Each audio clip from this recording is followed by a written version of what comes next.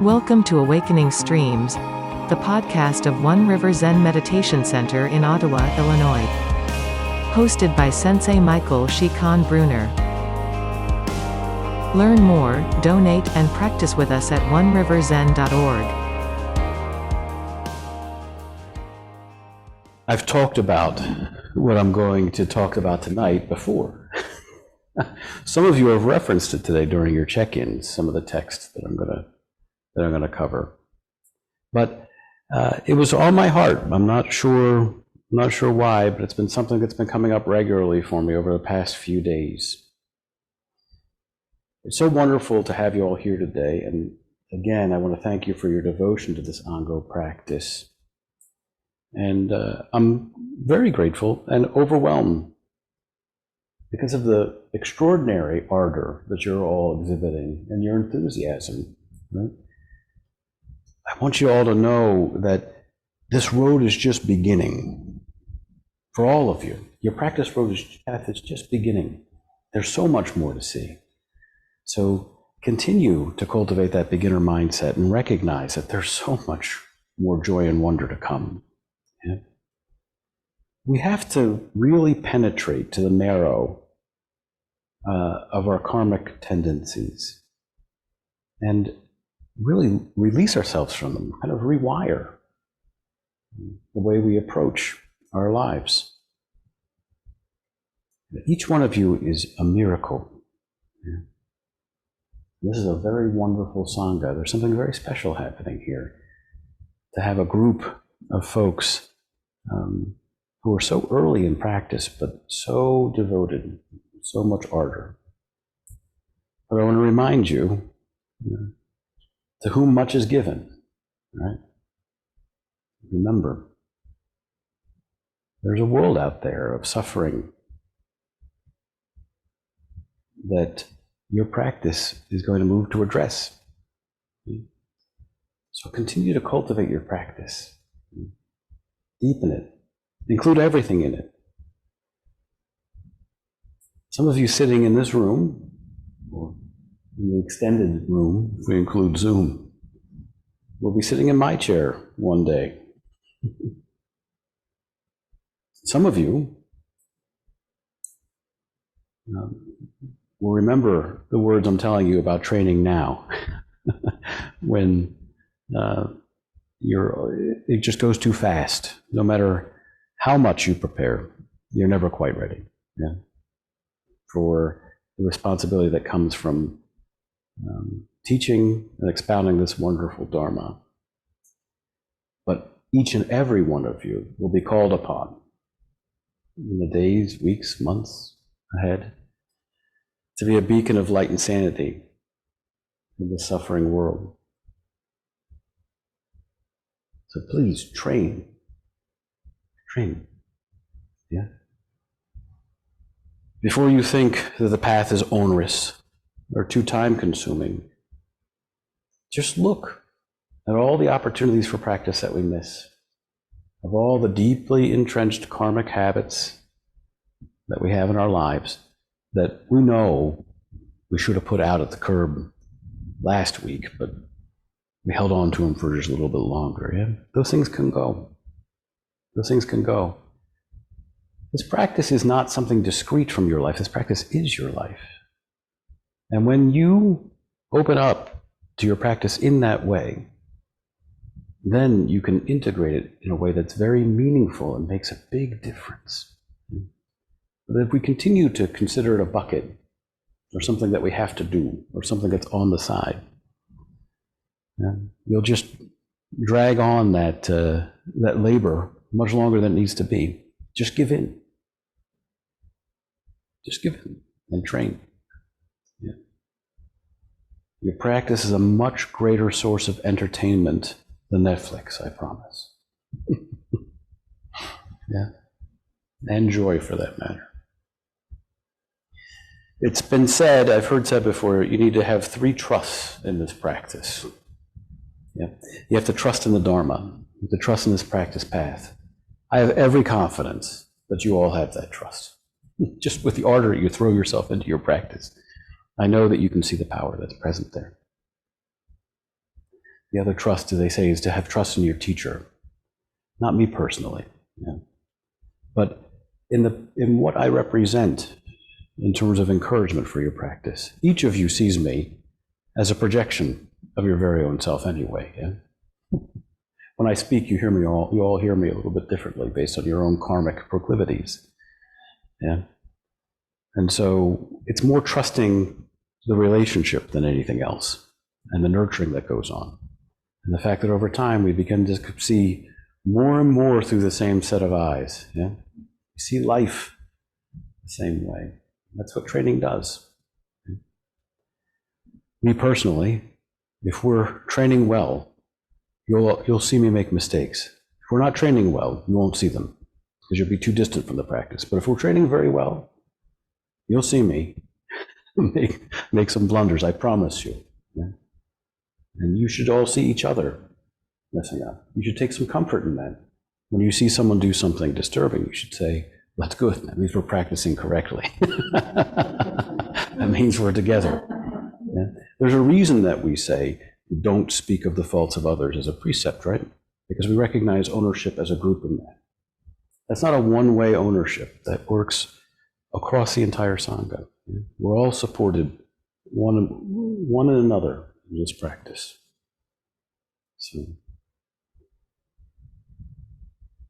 I get to speak to folks all the time on their practice journey. I get to see a lot of people who are entering their practice journey. Maybe they start by taking an entering the way class. Maybe they're starting by studying a sutra, right? Some brave souls walk in. I know some people have walked in during very difficult and challenging studies and lived to tell the tale, right? Continue on with their practice. So I'm always curious to know what brings folks into the center, right? But it's pretty common. There's a smattering of reasons, but there always seems to be one general idea that floats to the top, right? It's the idea of suffering. Some of these pivots you know. Sometimes it's because the children have left the nest, or because they're having marital problems, or because they're having a divorce. Maybe they have some deep regret. But suffering's what brings them here. But the other thing that they're looking for when they come is they want to know. That part changes, right? Our relationship to that changes when we get here. They want to discover a truth greater than themselves, but they think that they can articulate it from a position of intellect. And of course, we have sutras and teachings that go a long way towards addressing the causes, even prescribing remedies for some suffering. They point to a place beyond knowing. They point beyond the words and meaning of the text. But even with all that, sometimes it's hard for us to see past the end of our nose. So there's nothing like a good koan. It's got to shake up our perspective, right? Give us a little kick in the pants. Yeah. So I want to talk to you about a specific koan. It's case 36 in the Book of Equanimity. It also appears as case 3 in the Blue Cliff Record. Some of these repeat. I know you can take comfort in that, right? People are like, oh, thank goodness. I've seen this one before. You're not going to trick me with this. I've seen this one. And the name of the case is Master Ma is Unwell. Some of you have heard this case. Every case in the Shōyōroku starts with the same word. Attention. Great Master Basho was ill. The temple priest asked, Osho, how is your health these days? Basho replied, sun-faced Buddha, moon-faced Buddha. It's a profound case. When we look at it, initially we say, I don't even know where the door is on this one, right? There's got to be a button or a latch or something. How do we walk into this case? There's a couple of things that can help put the koan in context. The first thing to know is that this great master Baso, or Master Ma, Matsu Dai, who lived in the 8th century, His family name was Ma. So Matsu means ancestor Ma or master Ma. And there's a text that we study, the Denko-roku, what's called the Record of the Transmission of the Lamp. It was compiled in 1004. It's the last collection of cases that we go through before we move on to the 5 ranks. But there's a description of Matsu in the text. It says, his appearance was remarkable. He strode along like a bull and glared about him like a tiger. If he stretched out his tongue, it reached up over his nose. And on the soles of his feet were imprinted 2 circular marks. This is an imposing man. Yeah? What was even more imposing about him was the way he worked with students. Yeah? So in order to pry his students away from conditioned consciousness, right, and break up their karmic contrivances, he used pretty unconventional means. You've heard of some of these, right? For instance, sudden shouts, just at the appropriate time. Sometimes when someone's getting ready to present a koan and they look up and to the left, you know, it's not there. Trust me, you can look there all day long. It's not there. I know where you're going with this, yeah? Or he'd unexpectedly hit students with sticks. Another teaching method he used like particularly well was when a student was walking away, he'd call to them. Then when he turned around, he'd just look at them. Kodo! Just bring them back, yeah. And he was also known to occasionally grab a nose and twist it. It's one of his other little tricks he used to pull. But utilizing this variety of unexpected shocks, right? His teaching was, these methods were meant to kind of get past not just habits, but vanity, right? And just some hope that he could just nudge them into a sudden kensho. So he had 4 Dharma heirs, one of whom would go on to found what we call the Rinzai school of Zen.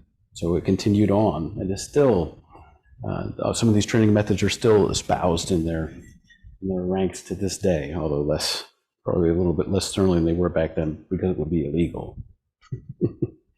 But his tactics overall helped shape the trajectory of the Zen school. As a matter of fact, the first use of the word Chan school, or Zen school, was in his writings. So he's a legendary Zen teacher. Yeah. He's known overall, not just for his vigorous training methods, but for his ardor for the Dharma. That's not how we find him here. Yeah. He's sick. And he's not a little sick. Yeah. The distinct impression that we get is that he's very sick. Most of the commentaries written about this text that are contemporary say he's actually on his deathbed. So you can imagine here, we have this larger-than-life teacher, and he's exuded so much energy, and he's facing decline now. It's a sharp contrast of the figure that he cut just a little while before.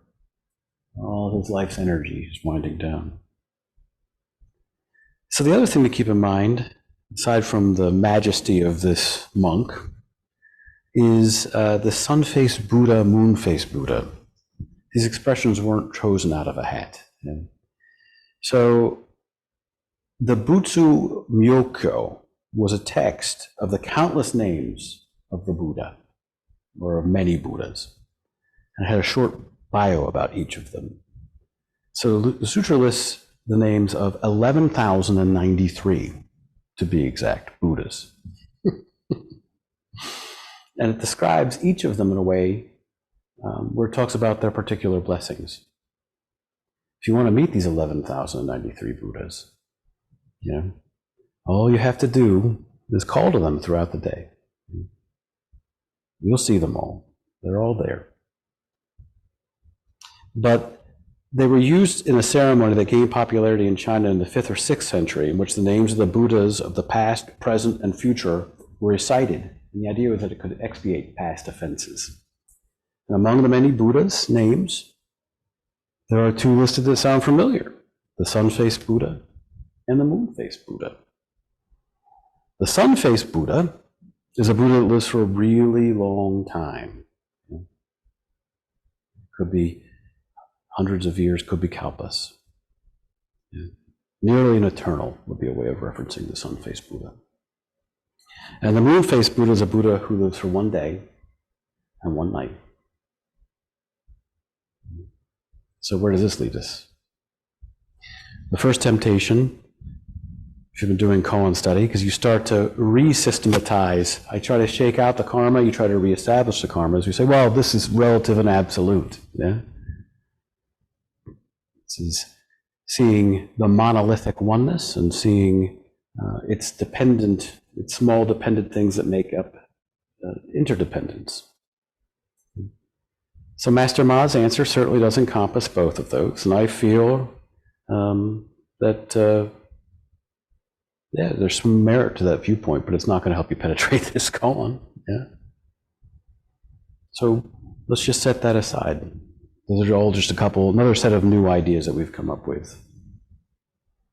So we have a larger than life, hale and hearty Zen master who's now dying. Head monk of the monastery visits. He already knows what's afoot, but he somehow feels compelled to ask, and how is your health? Man, it's almost as if he went to tee up a response from Master Basho, right? It's just such a mindless question, showing a lack of presence, yeah? Just some conventional response rather than actually looking through at what was presenting itself directly. Imagine walking into somebody who's dying in hospice and saying, how is your health? Doesn't make any sense. Yeah? Not the most present sentiment. But in reply, Basho says something pretty magical. Sun-faced Buddha, moon-faced Buddha. No, Buddha just means awakened one.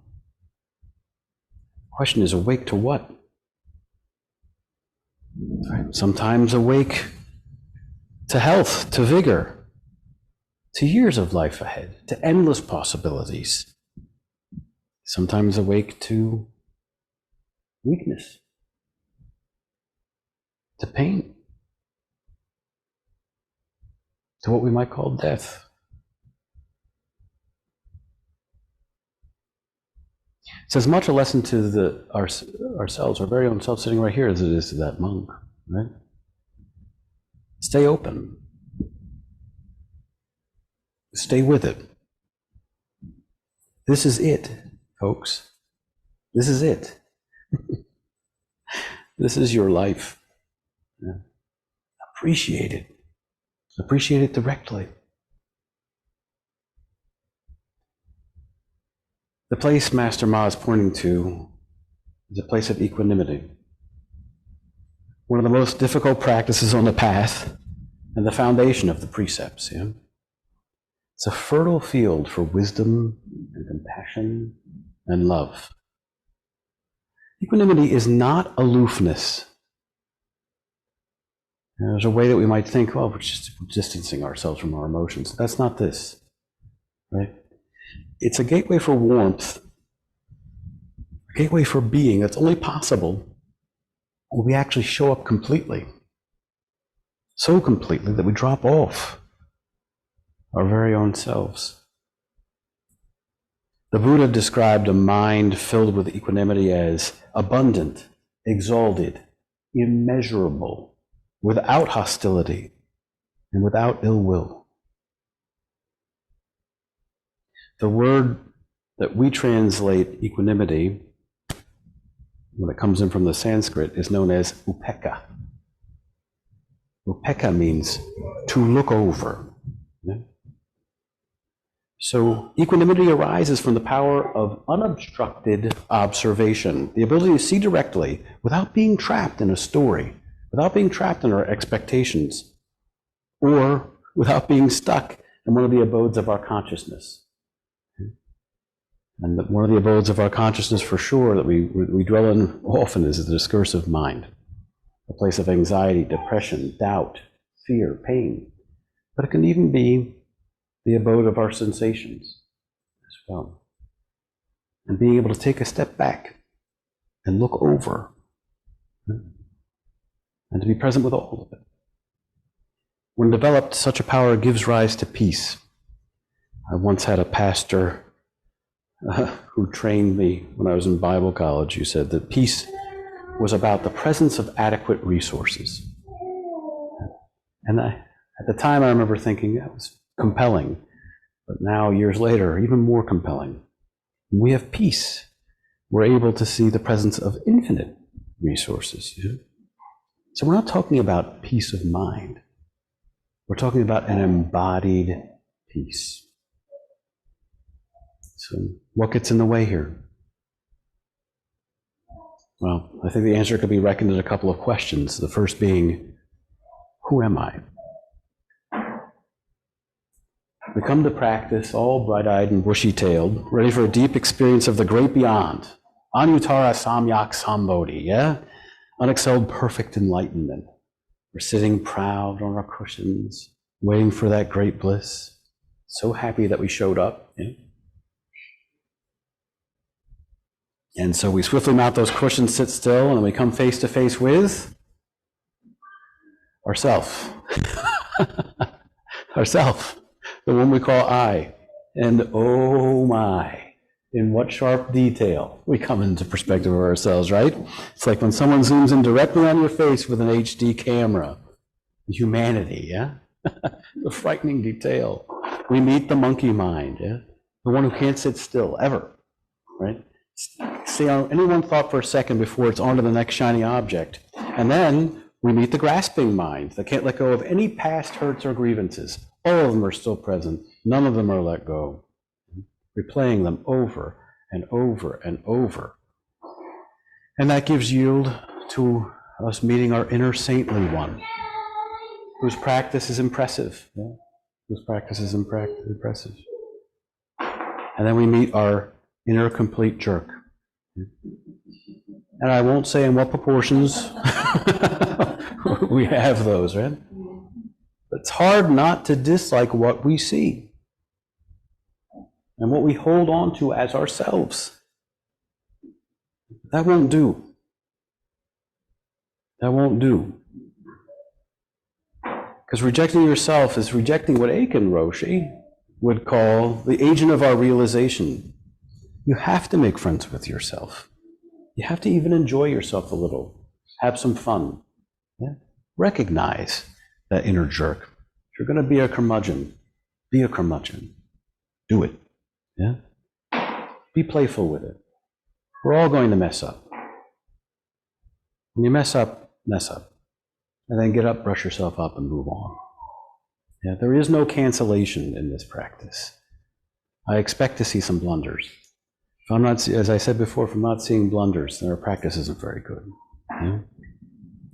So, smile at yourself. Yeah? Maybe even laugh a little. This is where you find the ability to take responsibility and respond skillfully. And skillfully means with compassion.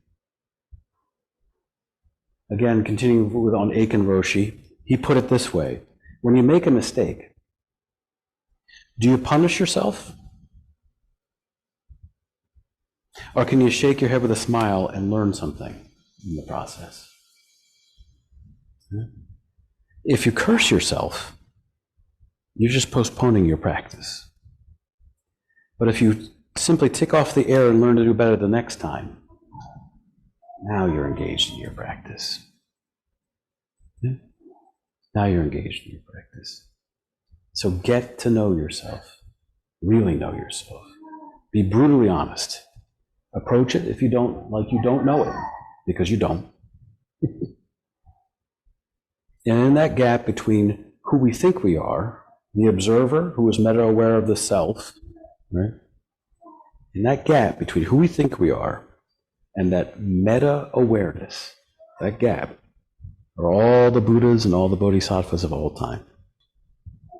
You can summon their strength and virtue. We don't bow to statues. We bow towards the recognition that Avalokitesvara, the goddess of mercy, lives within us. Yeah? We have an altar in this building to Jesus Christ because that same Spirit lives within us. So does the Spirit of your inner complete jerk. You can bow to that too. Yeah? Just continue to ask, who am I? Who am I? This place will lead you to a practice of not knowing. But it's a not knowing of abundance and compassion and newness. It's an intimacy beyond understanding. Understanding is not it's just a weak way of knowing. This way of being is very close. Mizumi Roshi said, please have deep conviction and trust in yourself to be truly yourself. There's no other way. By doing so, you'll have a very deep confidence and respect for yourself.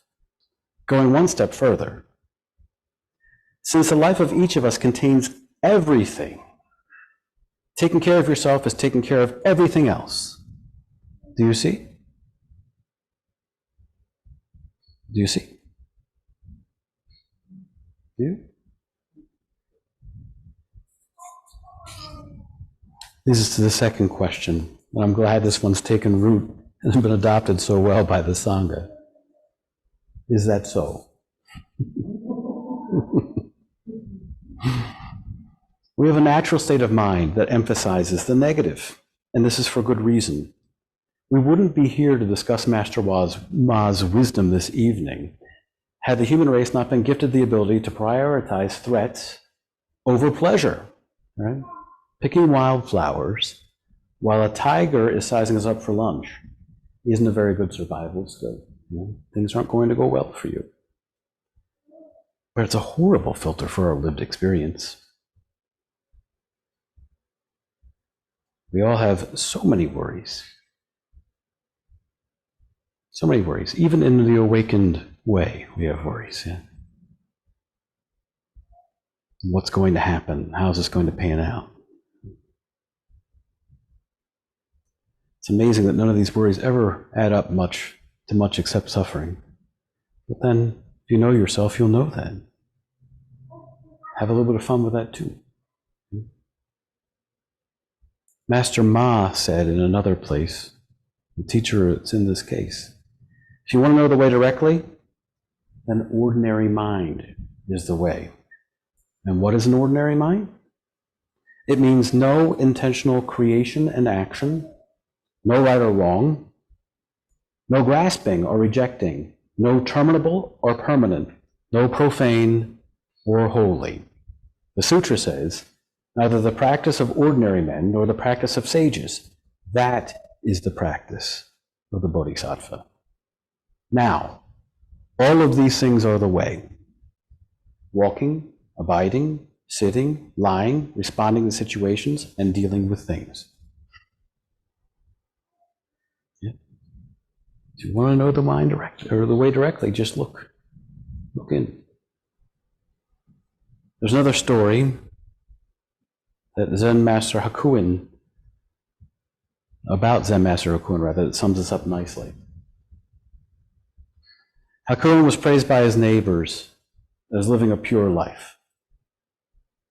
One day, a beautiful Japanese girl, whose parents owned a food store, lived near him. Suddenly, without any warning, her parents discovered she was with child. This made her parents angry. She would not confess who the man was, but after much harassment, at last named Hakuin. In great anger, the parents went to the master. Is that so? Is all he would say.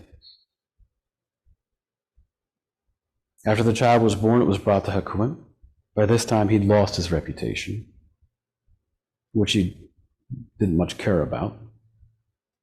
But he did take very good care of the child. He obtained milk from his neighbors and everything else the little one needed. A year later, the girl mother could stand it no longer. And she told her parents the truth, that the father of her child was a young man who worked in the fish market. The mother and the father of the girl at once went to Hakuin to ask for forgiveness, to apologize at great length, and to get the child back again. Hakuin was willing. In yielding the child, all he said was, "Is that so?"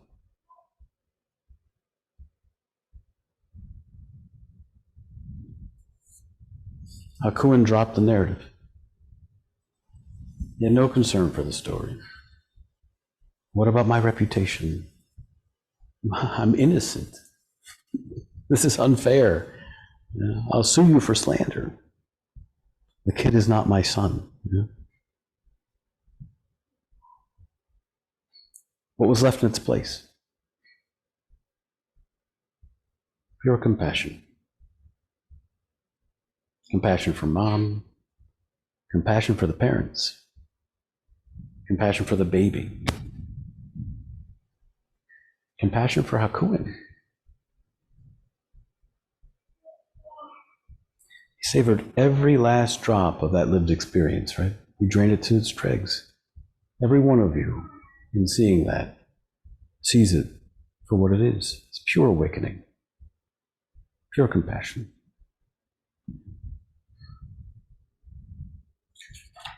Sun-faced Buddha, moon-faced Buddha, both rise together, yeah? Both the awakened way, no distinction. Stay open to both. Continue to ask yourself, who am I? Is that so? In what time both questions will fade,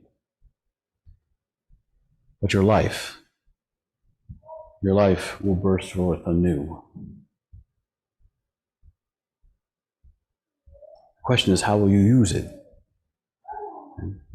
If you walk away from here tonight and you reclaim your habits as you walk out onto the porch before you leave, what use is this? Yeah. But if you find that you can walk away from your practice, well, I wholeheartedly recommend that you do it. But seeing as though you've listened to me prate on after many Dharma talks, it doesn't seem like you have that option. So why not just put your whole self in? Yeah? Just put your whole self in. Foster a creative practice. Dig deeper on your koans. Set up gathas to remind yourself to be kind and show love and affection to those close to you in your life. Train. Then train. And after you're done with that, train. The time passes very swiftly, I promise. It's never enough. It's never enough to appreciate this life you have. How are you going to spend it? How are you spending it?